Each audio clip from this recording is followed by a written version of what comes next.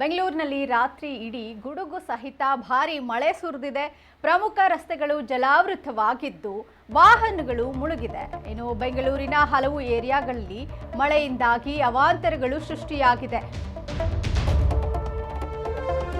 ಪ್ರಮುಖ ರಸ್ತೆಗಳು ಜಲಾವೃತವಾಗಿದ್ದು ವಾಹನಗಳು ಮುಳುಗಡೆ ಆಗ್ತಾ ಇದೆ.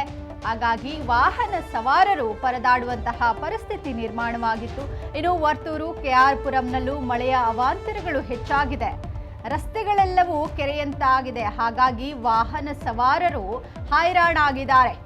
ಬೆಂಗಳೂರಿನಲ್ಲಿ ರಾತ್ರಿ ಇಡೀ ಗುಡುಗು ಸಹಿತ ಭಾರೀ ಮಳೆ ಸುರಿದಿದೆ.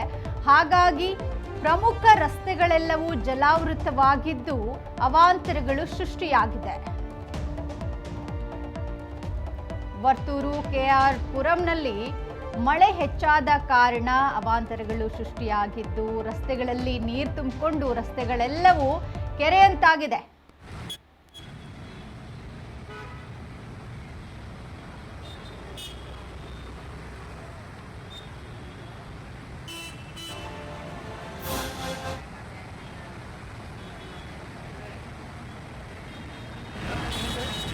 ಬೆಂಗಳೂರಲ್ಲಿ ರಸ್ತೆಯ ಪರಿಸ್ಥಿತಿಯನ್ನ ನಾವೀಗ ನೋಡ್ತಾ ಇದ್ದೀವಿ.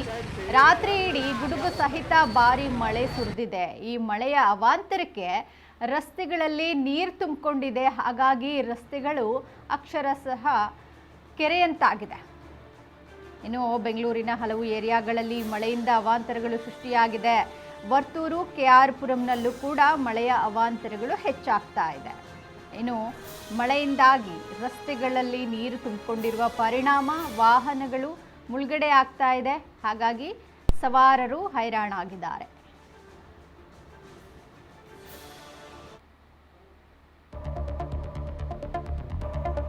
ಬೆಂಗಳೂರಿಗೆ ಬಿಟ್ಟು ಬಿಡದೆ ಕಾಡಿದ ಮಳೆರಾಯ.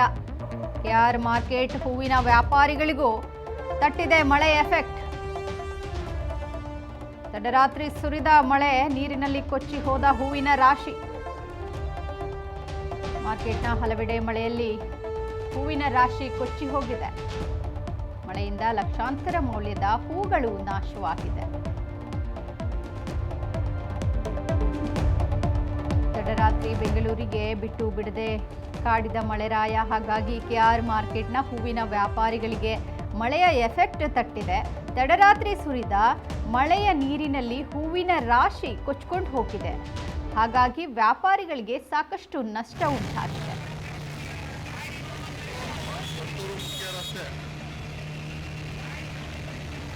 ಮಾರ್ಕೆಟ್ನ ಹಲವೆಡೆ ಭಾರೀ ಮಳೆಯಾಗಿರುವ ಪರಿಣಾಮ ಹೂವಿನ ರಾಶಿ ಕೊಚ್ಕೊಂಡು ಹೋಗಿದೆ.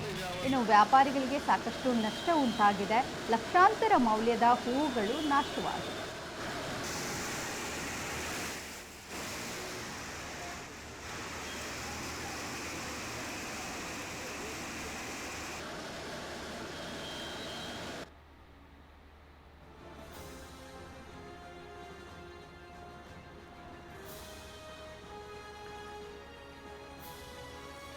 ಬೆಂಗಳೂರಲ್ಲಿ ತಡರಾತ್ರಿ ಗುಡುಗು ಸಹಿತ ಭಾರೀ ಮಳೆ ಸುರಿಯಿತು. ಈ ಮಳೆ ಸುರಿದ ಪರಿಣಾಮವಾಗಿ ರಸ್ತೆಗಳು ಕೆರೆಯಂತೆ ನೀರು ತುಂಬಿಕೊಂಡಿದೆ. ಇದೇ ರಸ್ತೆಯಲ್ಲಿ ಓಡಾಡಬೇಕಾಗಿರೋ ಪರಿಣಾಮ ವಾಹನ ಸವಾರರು ಸಮಸ್ಯೆಯನ್ನು ಎದುರಿಸುವಂತಾಗಿದೆ. ರಸ್ತೆಯನ್ನು ದಾಟೋದಕ್ಕೆ ಪರದಾಡಿದ್ದಾರೆ. ಇನ್ನು ವರ್ತೂರು, ಕೆಆರ್ ಪುರಂನಲ್ಲೂ ಭಾರೀ ಅವಾಂತರಗಳು ಸೃಷ್ಟಿಯಾಗಿದೆ. ಕೆಆರ್ ಮಾರ್ಕೆಟ್ನ ಹೂವಿನ ವ್ಯಾಪಾರಿಗಳಿಗೆ ತುಂಬ ಎಫೆಕ್ಟ್ ಕೊಟ್ಟಿದ್ದಾನೆ ಮಳೆರಾಯ. ಮಾರ್ಕೆಟ್ನ ಹಲವೆಡೆ ಮಳೆ ಸುರಿದ ಪರಿಣಾಮ ಹೂವಿನ ರಾಶಿಗಳು ಕೊಚ್ಕೊಂಡು ಹೋಗಿದೆ. ಹೀಗಾಗಿ ಲಕ್ಷಾಂತರ ರೂಪಾಯಿ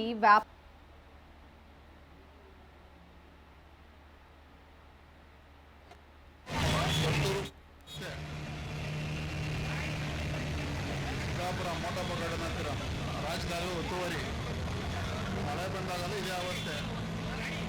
2 ವರ್ಷದ ಹಿಂದೆ ಕರೆಂಟ್ಗೆ ಸತ್ತಿದ್ದಾರೆ. ಆದರೂ ಅಧಿಕಾರಿಗಳಿಗೆ ಜವಾಬ್ದಾರಿಗೆ ಇಲ್ಲ.